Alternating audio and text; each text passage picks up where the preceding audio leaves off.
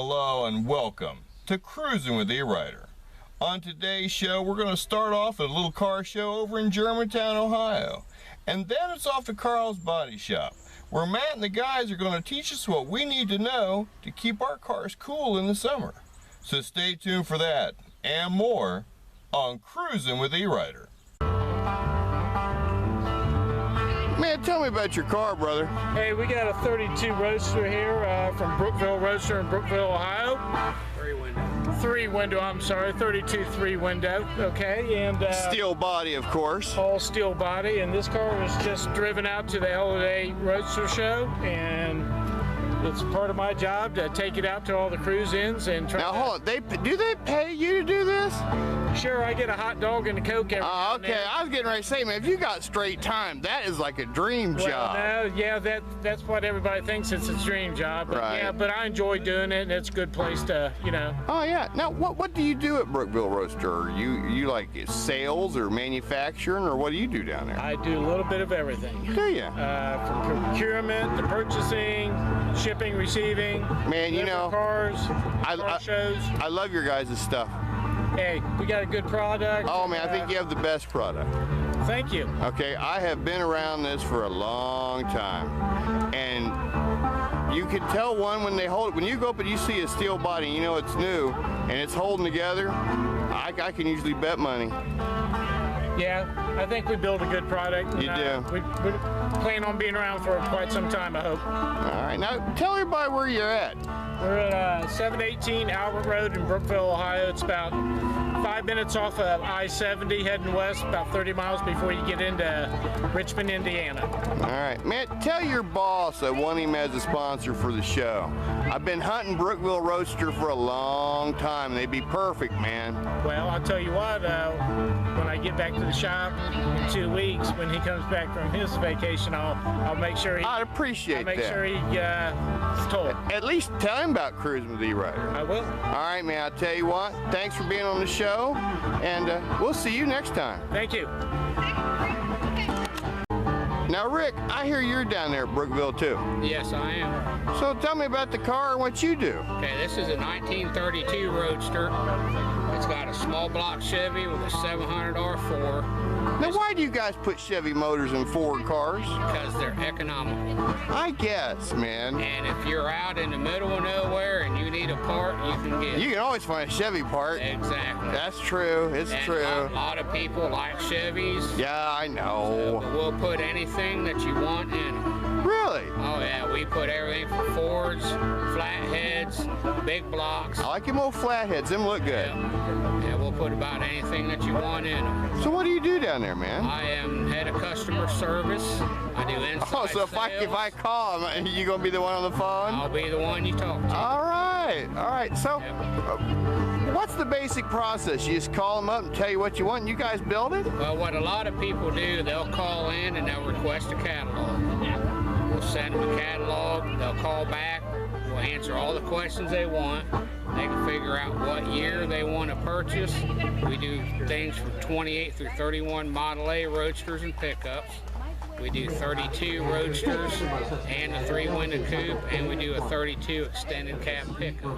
I like the little trucks. So we got a lot of different options you can go with, and a lot of different ways you can build them. Like this is a high boy.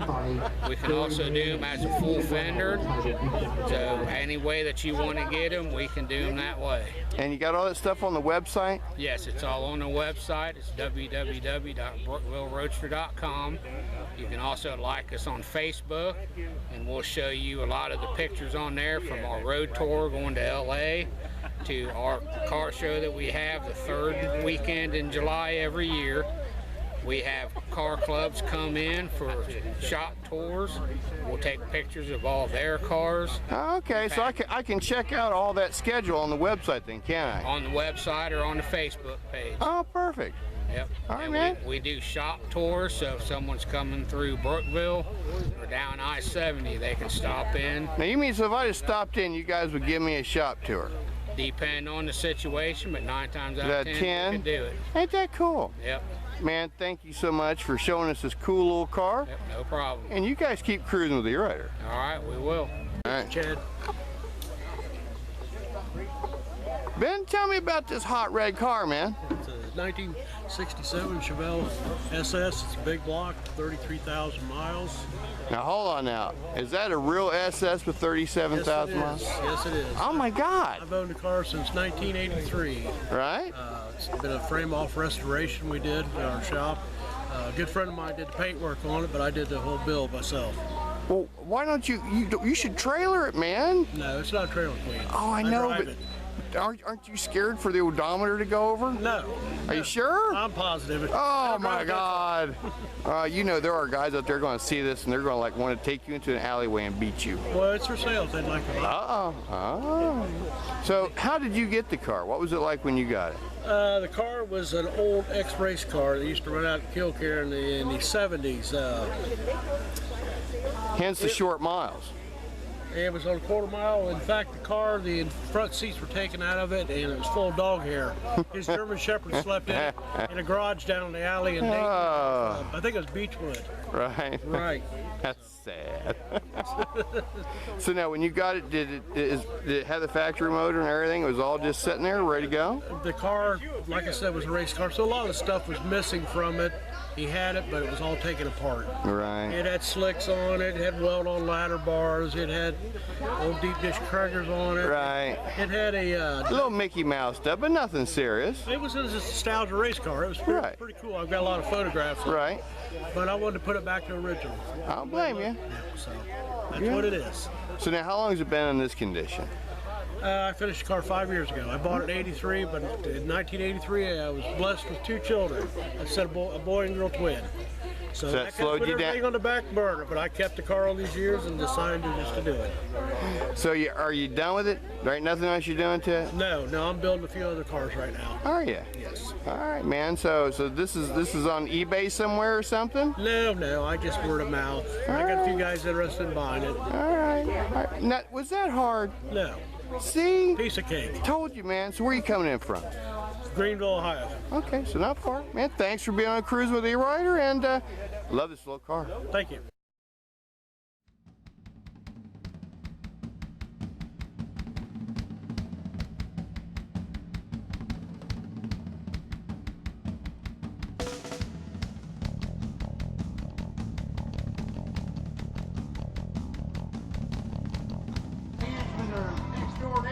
Talk about your cars and come up here and check the raffles out, the event t-shirts. We got it all going on up here.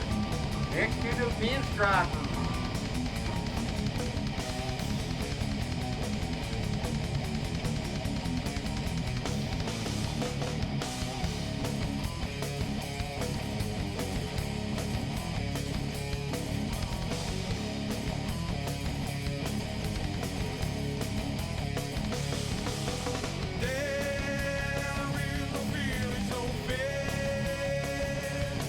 After that, we'll be doing the awards and everything else. It's a beautiful and then we will day. pack it up, take tons of toys and a lot of money to Children's Medical Center. That's why we're out here. How many entries you get today, Ray? We're up to 5,000? we got about 260 cars through the door.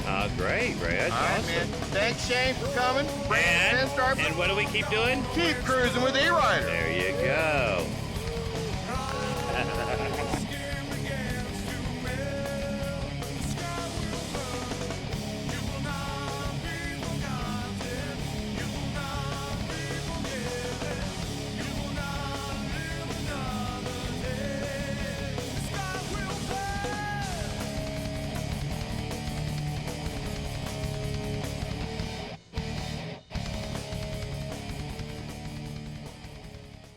Called us murderers, but never to our face. We were riding like the wind. We were riding like the wind. We were riding like the wind, hoping heaven would let us in. When we came up to the end of the trail, hell gates open wide for the men that ride on the wrong side of the law. Well, I worked in Lincoln County as a hired gun. where I met a young girl named Melissa, and I paid her for my fun. Ruby red lips and auburn colored hair. Well, I left her with a child, and I swear that I don't care. We were riding like the wind. We were riding like the wind. Well, I rode my horse in misery, and I rode my horse in pain, and I rode my horse from Ohio straight into a Kentucky rain. 4 shots in her chest, she was so kind and brave. She got back on her feet, and she saved me from the grave. We were riding like the wind. We were riding like the wind. We were riding like the wind, hoping heaven would let us in. When we came up to the end of our trail, hell gates open wide for the men that ride on the wrong side of the law.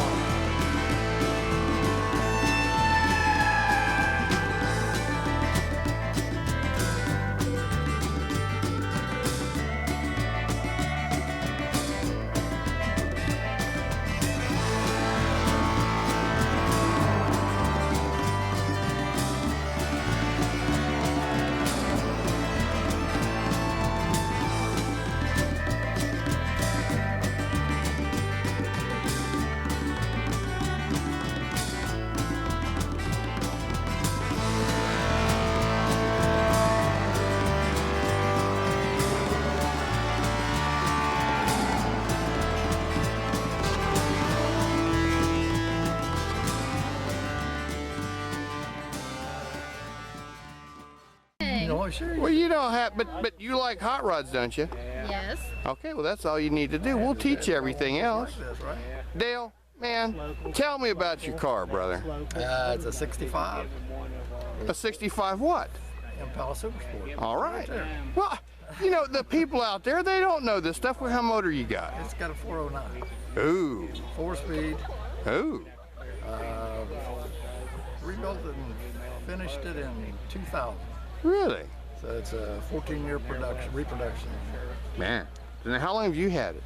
I bought it in 99. Okay, so you've had it a while then. Yeah. Man, I like this one. Now, is that lacquer paint or is that a 2-stage paint? It's a 2-stage. Is it? Yeah, Look. it was painted. I actually painted it once, and I had the guy that shot it for me. I rubbed all the clear off, and I had to have him do it again. Don't you hate that? It happens sometimes. Yeah. And there's a lot of rubbing. Right. Now, your partner here, is it going to go to her? No, this is my girlfriend. Shh, don't tell nobody. Ain't nobody supposed to know she's here. My wife will get mad. That's right. You get in trouble. This is one of my best friends right here. Really? Yeah. Well, you want a hot rod, don't you? What kind of hot rod do you want? I have no idea. Just an old car. It's loud. Her dad's got one just like this, only red and white. Oh, well, that's nice. That'll be yours. So, man, are you going to do anything else with it? I mean, are you going to change anything? No, It's just driving. Little Bits and things, pieces. but no, I ain't gonna change anything. Where are you coming in from, man? Pardon? Where are you coming in from? Clayton, just right down the road. Oh, yeah, you come no distance at all. No. All right, man. Now, you know that we got a show August 10th in Inglewood. Inglewood Park? Yeah. Okay. Thanks for being on the show. You're quite welcome. And you keep cruising with the E-Rider. We'll do it. Thank you.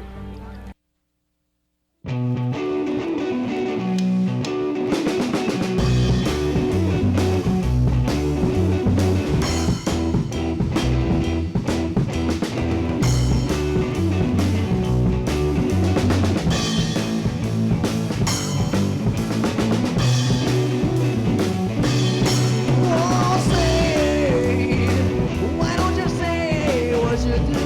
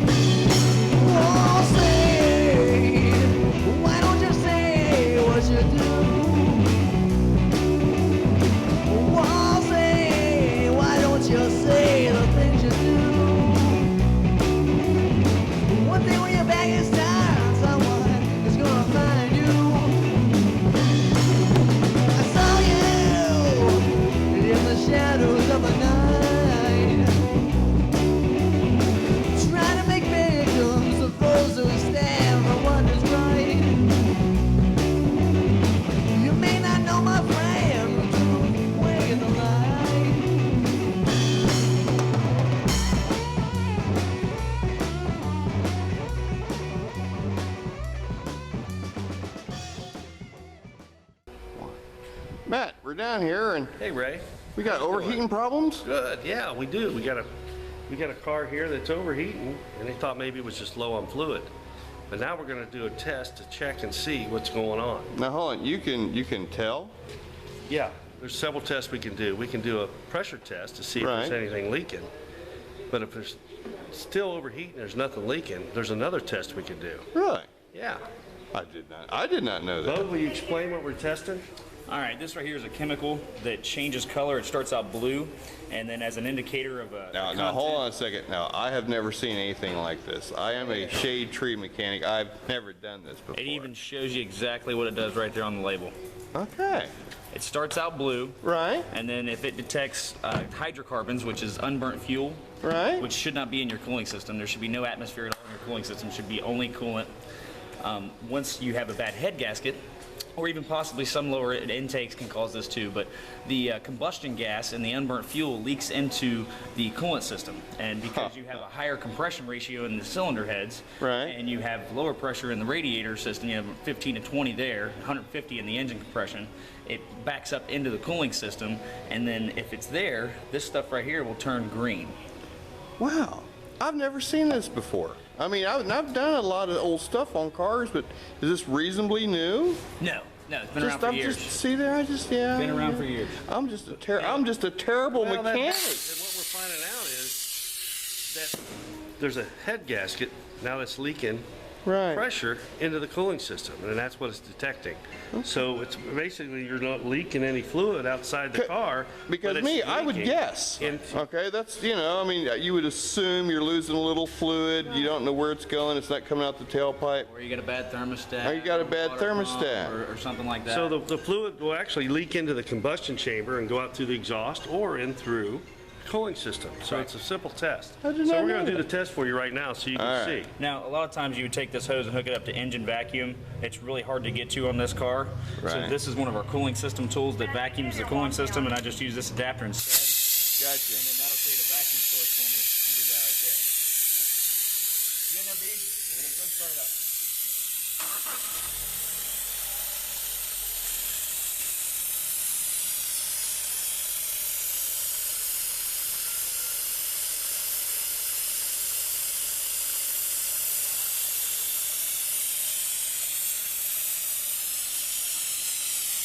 So you're artificially creating the vacuum here. Right. Sometimes it takes it a minute because the cooling system's got to get some concentration in there. It's starting to change now. It's turning green, ain't it?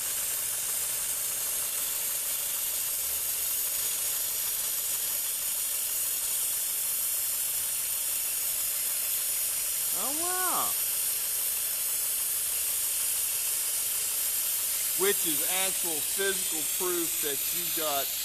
And that color right there is bad. And it'll get worse if I keep doing it. Really? I've actually had a Ford Ranger to where I didn't have to have it on there 2 seconds, and it was, I mean, money green. And that's a good way to look at it too, because that right there means money, Ray. Well, and I'll tell you something else, man. A lot of times, like me, you'll change the thermostat in the driveway just because you think that's what it might be. And this one's really hard to do. Huh.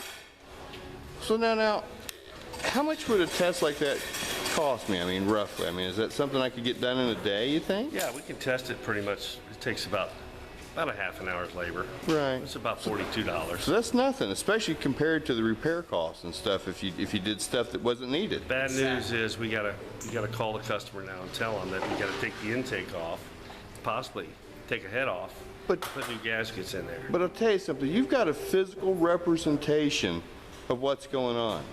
We do, and it's just a great way to figure it out. I mean, how do you really know what's going on inside? And that's what these new technologies, I call them new technologies. Yeah, because I would, they've been around for years. Yeah. It's a way to test vehicles. We got all kinds of different ways you can test vehicles. We also have what they call scanners that you can plug in, and it can read the history of the car. I know. I'm helpless when it comes to stuff like that. It tells us whether it's a bad gas cap or whether it's got a sensor that's bad, or whether it's overheating in a certain part of the engine. Now that we've got you out here with this car overheating, what's some of the stuff we should worry about with our cars in the summertime? The last thing you want to do is get in a traffic jam because somebody have an accident. You're sitting there. Oh my God. It's hot out. No breeze blowing. You got the air cranked and your car starts overheating. That's scary. It is scary. That's scary. And unfortunately, sometimes they'll shut highways down for hours. Been there. And you can't even get off. No. It's a little scary, and people got to go get their places. Unfortunately, you're not. So you want to be prepared, Right. And we talk about, hey, listen, try and have a cell phone charger. Yeah. And your charger with you, Right. If it's a bad storm or whatever, make sure you have one of those crank up radios in here. Yeah. We have those available. I always keep a couple extra bottles of water in my car. It's not good to leave them in the car when it's in a parking lot, because it's bad to drink bottled water when it's been sitting in the car. Is it better to store that water in your car like in glass as opposed to plastic? I've heard people say storing it in plastic. I use glass bottles for mine. Right. But what I usually do when I go out for the day, I take a small little cooler, I put a couple ice packs in it, and I got my bottles with me. Right. If I go into the side, I'll usually take them in with me. And then that way they're not in the hot sun all day. But you never know, I might have to jump in the car, hit the highway for a few minutes, and then with I'm out my hydration, you can get delirious. And then you can? Oh, it's terrible. I've seen hydration is king, because if you get dehydrated, people can go to the hospital for that. Yeah, easy, especially like you said, in that hot car stuck out in the middle of nowhere.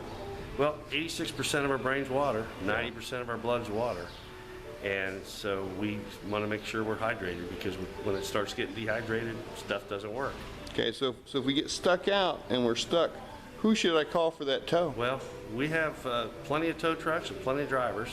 We're 24/7. I like that new truck. It's nice. 24/7. Carl's Body Shop and Towing, 24 hours, 253-5166, and we'll come get you out of trouble. Bring it back to the shop. We'll test it for you and see what's going on. Now, you do the air conditioning testing too, don't you? We test everything here. Okay. Anything that has to do with a vehicle, we can test it and make sure the AC's working. So is that something you would recommend somebody coming down and testing it before the season gets all hot? Well, here's what I recommend. If your car's not under warranty, yeah, it wouldn't hurt. I mean, it's got a few years on it. It doesn't. I'd recommend having it checked out once a year. Right. In the spring for the summer season, and in the fall for the winter season. Yeah. Because they're both just as critical. Yeah, and and we used to all do that, okay? Like our dads always took them in for the 6 months rotation. Well, it's just something that we don't do enough of. It is really sad. People just drive until they break. You know, I remember on Saturdays and Sundays, I'd be in my neighborhood and everybody pull their car out and they'd wash it and they'd wax it. You don't see that anymore. No. There's no pride in their cars anymore like there used to be. People just use them for transportation, but if you take care of your car, that thing will last you a long time. And if you don't, you're going to be down here at Carl's Body Shop. See it every day. We're busy because of that reason. All right, man, thank you so much for having us down here and telling us a little bit about these cars overheating. Well, these cars overheating, there's several reasons. A lot of times these radiators will get clogged. This time of year with all this pollen and stuff, sucking into the radiator. Really? It can fill it up. And so we got to look and check. And if it's bad, we got to get that cleaned out. I didn't even think of that. Because if it's not pulling enough air through them fins, yeah, it can actually eat.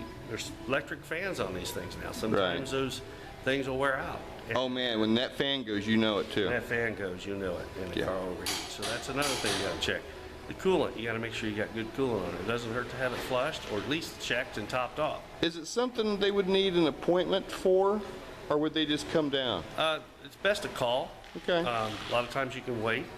But it's best to call and make an appointment. Okay. That way we can get it in for you and right away. Give us that phone number one more time. 253-5166. All right, Matt. Thanks. Keep cruising with E-Rider and Carl's Body Shop. Hey, thanks, Bray, and keep cruising.